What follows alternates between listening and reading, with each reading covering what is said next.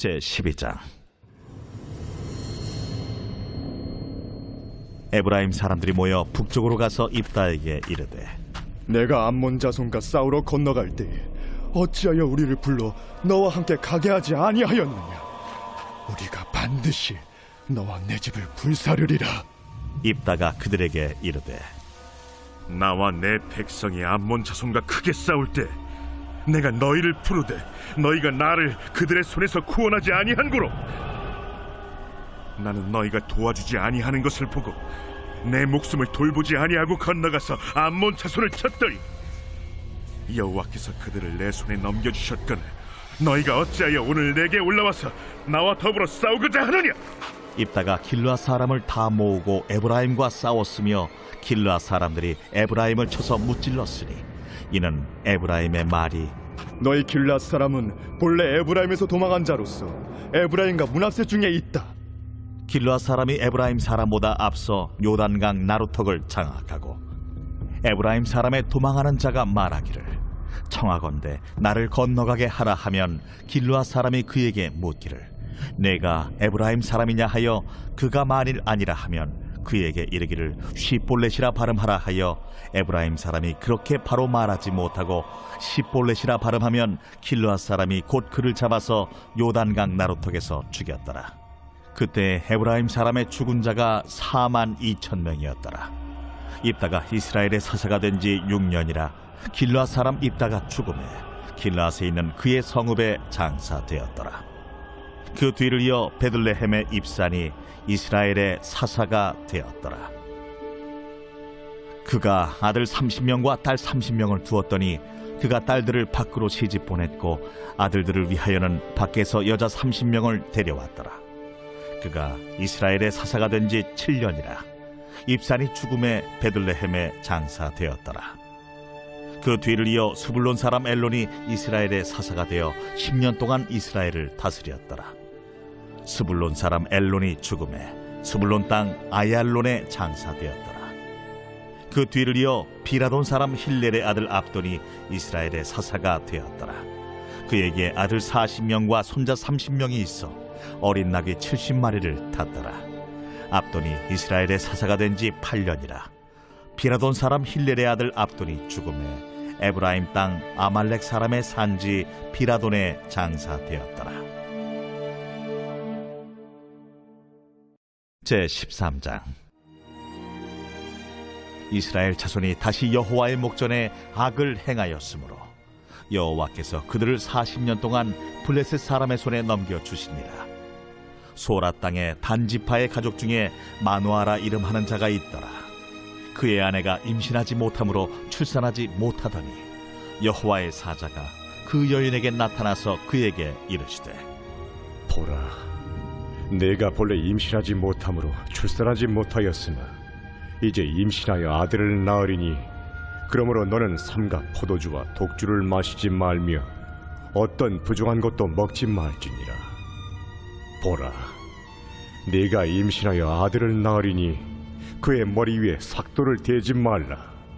이 아이는 태에서 나옴으로부터 하나님께 바쳐진 나실인이 됨이라. 그가 블레셋 사람의 손에서 이스라엘을 구원하기 시작하리라. 이에 그 여인이 가서 그의 남편에게 말하여 이르되, 하나님의 사람이 내게 오셨는데 그의 모습이 하나님의 사자의 용모 같아서 심히 두려움으로 어디서부터 왔는지를 내가 묻지 못하였고 그도 자기 이름을 내게 이르지 아니하였으며 그가 내게 이르기를, 보라, 내가 임신하여 아들을 낳으리니 이제 포도주와 독주를 마시지 말며 어떤 부정한 것도 먹지 말라. 이 아이는 태에서부터 그가 죽는 날까지 하나님께 바쳐진 나실인이 됨이라 하더이다. 마누아가 여호와께 기도하여 이르되, 주여, 구하옵나니 주께서 보내셨던 하나님의 사람을 우리에게 다시 오게 하사 우리가 그 나을 나에게 어떻게 행할지를 우리에게 가르치게 하소서. 하니 하나님이 마누아의 목소리를 들으시니라. 여인이 밭에 앉았을 때에 하나님의 사자가 다시 그에게 임하였으나 그의 남편 마누아는 함께 있지 아니한지라 여인이 급히 달려가서 그의 남편에게 알리어 이르되, 보소서, 전일에 내게 오셨던 그 사람이 내게 나타났나이다. 하매 마노아가 일어나 아내를 따라가서 그 사람에게 이르러 그에게 묻되 당신이 이 여인에게 말씀하신 그 사람이니까? 내가 그로다. 마노아가 이르되 이제 당신의 말씀대로 되기를 원하나이다. 이 아이를 어떻게 기르며 우리가 그에게 어떻게 행하리까? 여호와의 사자가 마노아에게 이르되 내가 여인에게 말한 것들을 그가 다 삼가서 포도나무의 소선을 먹지 말며 포도주와 독주를 마시지 말며 어떤 부정한 것도 먹지 말고 내가 그에게 명령한 것은 다 지킬 것이니라 하니라. 마노아가 여호와의 사자에게 말하되 구하옵나니 당신은 우리에게 머물러서 우리가 당신을 위하여 염소 새끼 하나를 준비하게 하소서. 네가 비록 나를 머물게 하나 내가 내 음식을 먹지 아니하리라. 번제를 준비하려거든 마땅히 여호와께 드릴지니라. 하니 이는 그가 여호와의 사자인 줄을 마노아가 알지 못함이었더라. 마노아가 또 여호와의 사자에게 말하되 당신의 이름이 무엇입니까? 당신의 말씀이 이루어질 때에 우리가 당신을 존귀히 여기리이다. 어찌하여 내 이름을 묻느냐? 내 이름은 기묘자라. 하니라. 이에 마노아가 염소 새끼와 소제물을 가져다가 바위 위에서 여호와께 드리매 이적이 일어난지라. 마노아와 그의 아내가 본즉 불꽃이 제단에서부터 하늘로 올라가는 동시에 여호와의 사자가 제단 불꽃에 휩싸여 올라간지라. 마노아와 그의 아내가 그것을 보고 그들의 얼굴을 땅에 대고 엎드리니라. 여호와의 사자가 마노아와 그의 아내에게 다시 나타나지 아니하니 마노아가 그제야 그가 여호와의 사자인 줄 알고 그의 아내에게 이르되 우리가 하나님을 보았으니 반드시 죽으리로다. 하니 그의 아내가 그에게 이르되 여호와께서 우리를 죽이려 하셨더라면 우리 손에서 번제와 소제를 받지 아니하셨을 것이요 이 모든 일을 보이지 아니하셨을 것이며 이제 이런 말씀도 우리에게 이르지 아니하셨으리이다 하였더라. 그 여인이 아들을 낳음에 그의 이름을 삼손이라 하니라. 그 아이가 자라매 여호와께서 그에게 복을 주시더니 소라와 에스다올 사이 마하네단에서 여호와의 영이 그를 움직이기 시작하셨더라.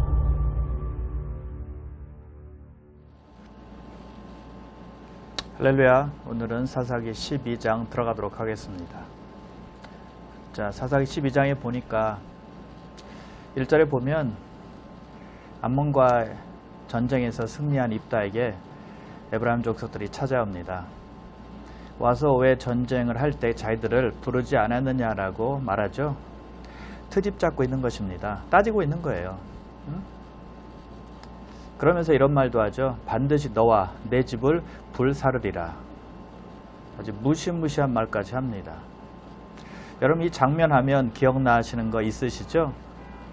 기드온에게도 똑같이 에브라임 족속들이 찾아와서 불평하며 따지지 않았습니까? 왜 미디안 족속과 전쟁할 때 우리를 부르지 아니하였느냐라고 말하지 않았습니까? 똑같이 지금 그렇게 하고 있다는 것이죠. 에브라임 사람들은 승리의 영광을 자기들이 차지해야 되는데 그렇게 하지 못하니까 기분 나빴던 것입니다. 그래서 입다에게 찾아온 거예요. 또한 기본에게도 찾아왔었고요. 입다가 에브라임 사람들의 말을 듣자 이렇게 말을 합니다. 우리가 암몬 족속으로부터 18년 동안 억압을 받았는데 너희들이 그때 돕지 않았다. 그리고 암몬과의 전쟁이 시작됐을 때 너희들을 불렀지만 너희들은 도우러 오지 않았다라고 말합니다. 그러나 우리 좋으신 하나님께서 우리를 도우심으로 우리가 암몬 족속들을 물리칠 수 있었다라고 말을 하죠. 그러면 너희가 원망할 이유가 아무것도 없다라고 딱 잘라서 에브라임 족속들에게 입다가 말을 합니다. 그리고 입다는 길앗 사람들을 다 모아서 에브라임과 싸우게 되죠. 자, 여기서 보면 에브라임의 반복적인 문제가 있죠. 꼭 와서 뒤통수를 칩니다. 왜 전쟁할 때 우리를 부르지 않았느냐라고 말하죠. 아주 반복적으로 그래요. 참 그 버릇 못 버리는 것 같아요. 세 살 버릇 여름까지 간다. 그런 속담이 딱 어울리는 것 같아요. 이번에는요 더 심하게 말하죠. 너를 죽이겠다. 너와 내 가족을 불사르겠다. 라고까지 위협을 합니다. 아주 무지막지한 말을 한 것이죠. 자, 왜 에브라임 사람들은 그렇게 했을까요? 왜 그럴까요? 우리 지난번에도 살펴보았잖아요. 자기들의 명성을 드러내기를 원했던 사람들이었다는 것이죠. 자기들의 이름이 나타나지 않으면 기분 나쁜 거예요. 칭찬과 박수가 없이는 살 수 없는 사람들이었다는 것이죠. 자기들이 전쟁에서 중요한 역할을 해야만 직성이 풀리는 사람들이었다는 것이죠. 기돈에게 찾아왔던 것처럼 입다에게도 찾아와서 따졌던 것이죠. 자, 그때 기돈은 잘 달랬습니다. 에브라임 사람들을 높여주었죠. 약간 좀 과장은 했지만 높여주면서 그들을 잘 달래서 일이 잘 해결이 되었습니다. 그러나 입다는 기돈과는 달랐어요. 봐주지 않았습니다. 그냥 전쟁을 해버렸어요. 아마 에브라임 족속들이 입다에게 가서 따지면 기돈처럼 자기들을 높여줄 줄 알았을 것입니다. 그런데 입다는 그렇게 하지 않았습니다. 아주 큰 코를 다치게 되죠. 자기들을 대접해 줄 줄 알았는데 전쟁을 하고 만 것입니다. 입다는 다른 사람이었다는 것이죠.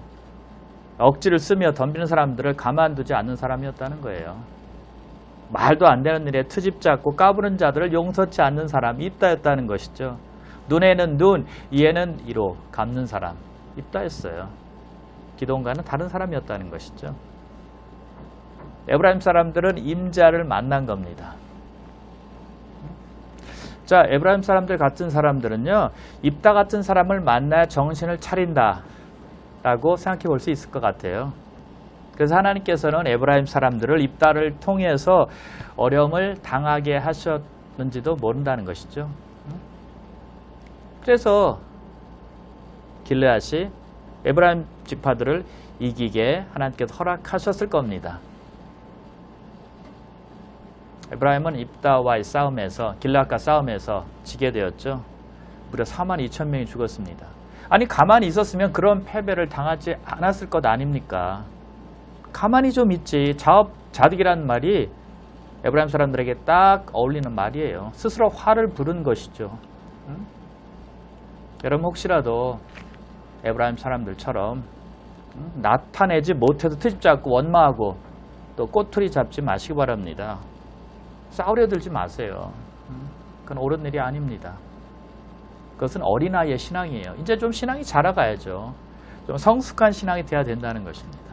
아멘.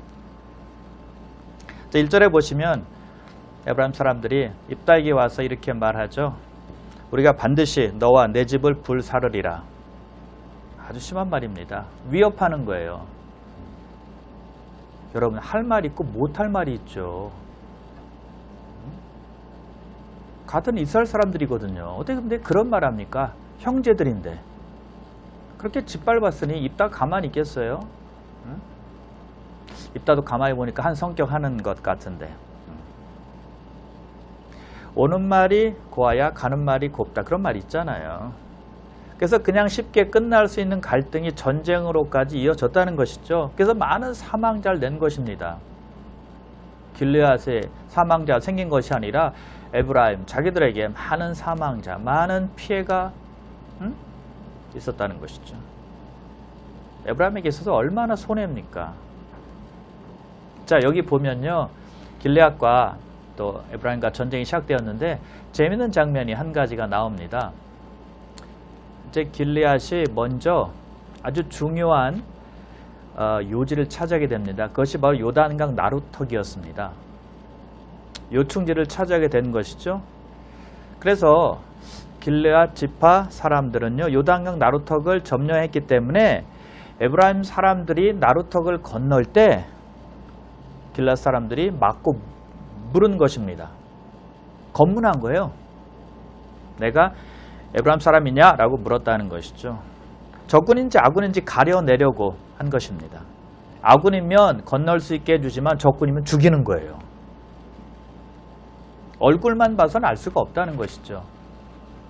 여러분, 미국 사람들이 우리 동양 사람을 볼 때 사람이 한국 사람인지 또 중국 사람인지 일본 사람인지 잘 구별 못 하잖아요. 그죠? 또는 우리가 외국 백인들을 볼 때 유럽인인지 또 미국 사람인지 잘 모를 때 있잖아요. 그죠? 마찬가지예요. 그 길리앗 사람들이 자기네 족속인 길리앗 사람인지 아니면 에브라임 사람인지 알 수가 없었다는 것이죠.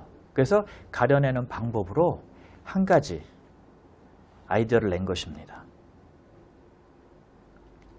그래서 건널 때 사람들을 잡고 당신이 에브라임 사람이야? 라고 말하면 아니요 라고 해도 길리앗 사람들이 진짜 아닌지 알 수가 없잖아요. 확인을 해야 된다는 것이죠.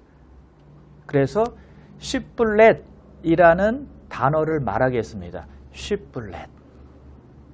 구별해내기 위해서죠. 그래서 그 발음을 하지 못하고 그냥 시블렛 이렇게 발음을 하면 에브라임 사람으로 인정하고 죽이게 되었다는 것이죠. 그러니까 사투리 하면 발각나게 되는 것입니다. 시블렛 해야 표준말인데요. 시블렛 이렇게 되면 사투리였어요.